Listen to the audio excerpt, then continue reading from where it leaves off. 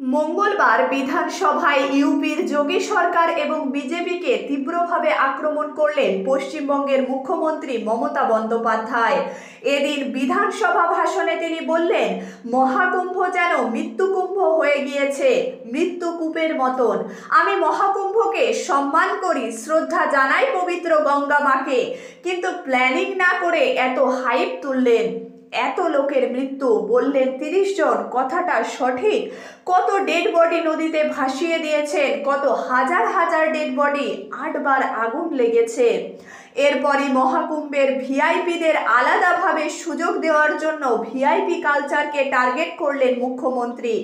বললেন, বড়লোক আর ভিআইপিদের জন্য লক্ষ টাকার ক্যাম্প, আর গরিব ও সাধারণ মানুষদের 20 ঘন্টা ধরে লাইনে দাঁড়িয়ে থাকা। 1 কাপ লাল চা 500 থেকে 2000 টাকা।